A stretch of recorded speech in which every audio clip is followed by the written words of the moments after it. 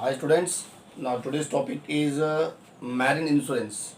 Marine insurance, already we have discussed about the business service. In this business service we have completed the banking.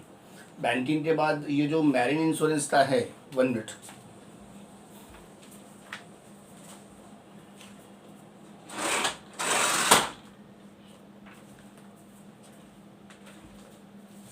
ये जो marine insurance का that business service में पहले हम लोगों ने बैंकिंग कंप्लीट किया, देन बैंकिंग के बाद हम लोगों ने इंश्योरेंस का स्टार्ट किया, लाइफ इंश्योरेंस कंप्लीट किया. Now it is a marine insurance उसमें दिया है इंश्योरेंस सेक्टर में.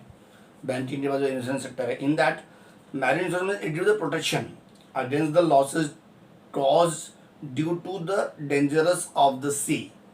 मैरिन इंश्योरेंस जब भी नाम आता है तो समुद्र का आता है. समुद्र पे जो जहाज अपना यहाँ से दूसरे देश में जाता है या जो जहाज का जो इंश्योरेंस होता है उसको हम मैरिन इंश्योरेंस कहते हैं. और ये फॉर्म होता है इंश्योरेंस का कॉन्ट्रैक्ट कवरिंग लॉस और डैमेज टू वेसल्स. वेसल्स में जल यात्रा. अब जल पे यात्रा में कार्गो भी गुड्स भी जाते हैं, पैसेंजर भी जाते हैं, समुद्र में जहाज का भी इंश्योरेंस होता है. तो ड्यूरिंग द मैरिन ट्रांसपोर्ट में ये सब आते हैं. अभी आपको पता है कि अगर अपने को समुद्री मार्ग से कहीं जाना है तो पैसेंजर भी जाते हैं, जहाज भी पलटी हो जाती है तो जहाज का भी इंश्योरेंस होता है. देन आफ्टर कार्गो में गुड्स का भी इंश्योरेंस होता है. ये सब मैरिन इंश्योरेंस के सेक्टर में आते हैं. एक बहुत बड़ा यूज सेक्टर है मैरिन इंश्योरेंस. बट आपको इस स्टैंडर्ड 12 में थोड़ा सा पार्ट ऑफ द दिया गया है. अब उसमें all principle insurance are applicable to marine insurance contract. जो भी कॉन्ट्रैक्ट है, जो भी प्रिंसिपल, जो भी तत्व है, जो भी नियम जरूर से मैरिन इंश्योरेंस का, वो सारे इंश्योरर और इंश्योर्ड के बीच में होता है. टाइप्स ऑफ मैरिन इंश्योरेंस में क्या होता है, बेसिकली जो एक्सपोर्ट का बिजनेस करते हैं, those are doing the export business and import business via vessels, via समुद्री रास्ते से, तो उनको मैरिन इंश्योरेंस लेना कंपलसरी है. विदाउट मैरिन इंश्योरेंस आपका सामान एक्सपोर्ट भी नहीं होगा और इम्पोर्ट भी नहीं होगा अगर समुद्री यात्रा से होता है तो, बाय द वे ऑफ सी, समुद्री रास्ते से अगर एक्सपोर्ट होता है तो टाइप्स ऑफ मैरिन इंश्योरेंस में first is voyage policy. First policy जो है VOYAGE वॉयज पॉलिसी. वॉयज का मतलब ही होता है समुद्री जल यात्रा. तो वॉयज का मतलब समुद्री जल यात्रा होता है. अब जल यात्रा में आपको बता दूं कि ये पॉलिसी जो भी लिया जाता है जब subject to matter insured for specific voyage respective of time involve in it and it in this case risk begin only when the ship start from the voyage. अरे इसमें क्या होता है, ये पॉलिसी लोग तब लेते हैं जब आपका शिप स्टार्ट हुआ और पर्टिकुलर जो भी आपका टाइम दिया है उस टाइम के जो इन्वॉल्व है शिपमेंट का, उसी टाइम पे उसका इंश्योरेंस होता है. इसको हम वॉयज पॉलिसी बोलते हैं. यानी voyage policy means voyage policy is the subject matter of insurance specific voyage respective of time involve. इसमें टाइम इन्वॉल्व होता है and in this case risk begin only when the ship start on voyage. जैसे start हुआ आपका risk, वहाँ से ship start हुआ आपका रिस्क वहाँ से चालू हो गया. जैसे आपने फॉर एग्जांपल यहाँ से 2 लाख का माल एक्सपोर्ट के लिए भेजा अमेरिका में बाय समुद्री रास्ते से, तो जब तक शिप चालू नहीं होता तब तक उसकी पॉलिसी, शिप चालू हो गया आपका इंश्योरेंस चालू हो गया, वो सही समय पहुँच गया आपका इंश्योरेंस का पैसा मिल गया. अरे कुछ हो गया 2 लाख का आपका सामान हो गया, उस टाइम पे स्पेसिफिक टाइम पे शिपमेंट के टाइम पे कुछ हुआ तो वाइज पॉलिसी अप्लीकेबल होता है. Second is the time policy.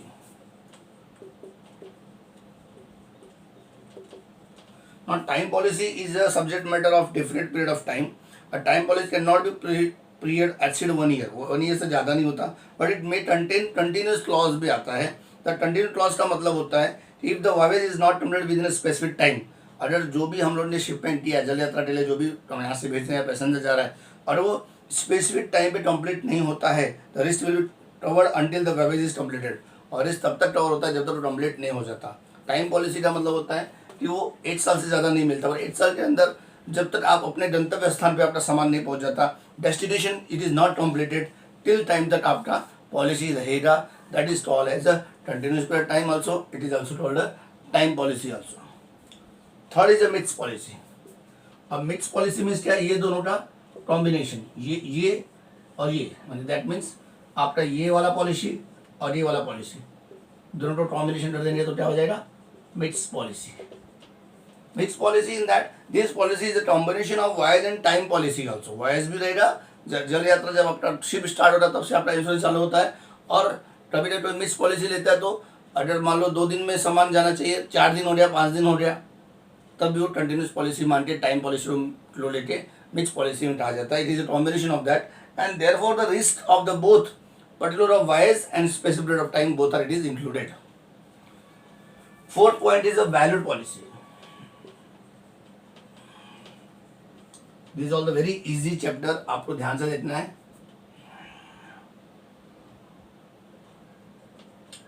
Policy, yeah. Under this policy, goods are insured for an agreed value between the insurer and insured at the time of taking the policy.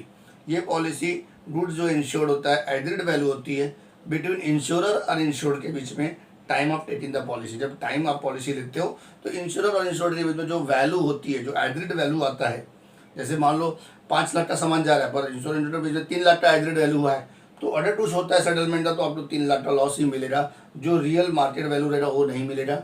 इसलिए इसको बोला जाता है valued policy. That means fix between the insured and insurer के बीच में जो value fix होती है वही सेटलमेंट के टाइम में पैसा मिलेगा. फॉर एग्जांपल 5 लाख का गुड्स आपने यहाँ अमेरिका भेज दिया और डैमेज हो गया आपका 5 लाख का गुड्स, पर एग्रीड वैल्यू में आपका दिया गया है 2 लाख ही मिलने वाला है और 2 लाख का ही प्रीमियम कंपनी ले रही है, तो आपको 2 लाख रुपये ही मिलेगा, आप उससे ज़्यादा नहीं मान सकते. फिफ्थ पॉइंट इज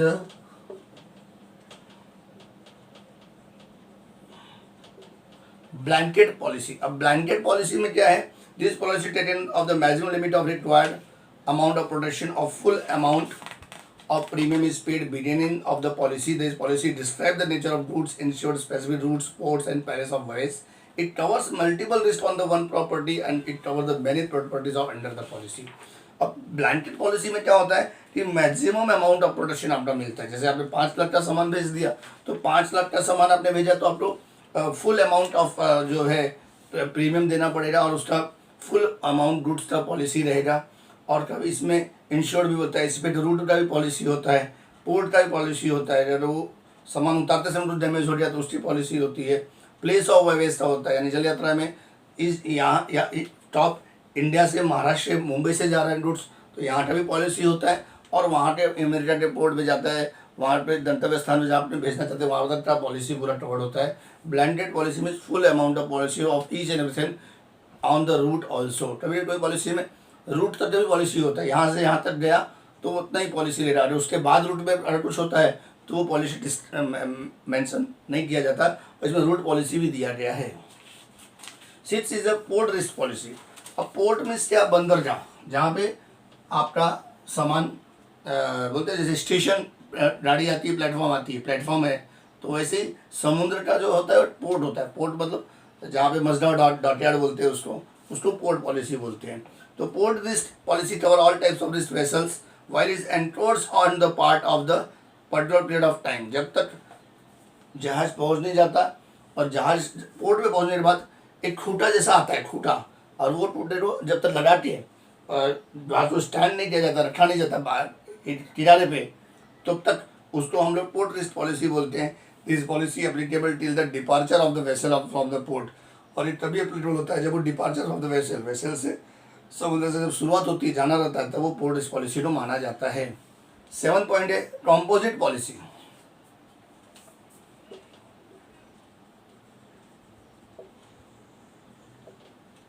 ना composite policy means what, this types of policy is purchase from more than one insurer. And ये पॉलिसी जो है परचेज करते हैं मोर देन वन इंश्योरेंस, एक इंश्योरेंस से ज़्यादा. This liability of each insurer is separate and distinct. और इसका लाइबिलिटी जो होता है इंश्योरर का वो सेपरेट और अलग अलग होता है. This policy taken when the amount insurance is very high. अगर पॉलिसी तब लिया जाता है जब इंश्योरेंस का ज़्यादा अमाउंट हो रहा है, हाई इंश्योरेंस हो रहा, बहुत रिस्की चीज़ होती है, जहाँ पे कंपोजिट पॉलिसी रहता है जिसमें सब कुछ दिया रहता है इंश्योरेंस का, और ये लाइबिलिटी ऑफ इंश्योरेंस सेपरेट होता है, डिस्टिंक्ट होता है इसमें. तो कभी कभी इंश्योरेंस की वैल्यू जो होती है वो हाई होती है, यानी इसको असेंशियल होता है, इंश्योरेंस लेना ही पड़ेगा, वैसे सबके लिए होता है, पर उसकी कॉस्टिंग ज़्यादा रहती है, तब उसको हम लोग उस टाइम पे कंपोजिट पॉलिसी लाते हैं. 8 पॉइंट है सिंगल वेसल्स पॉलिसी.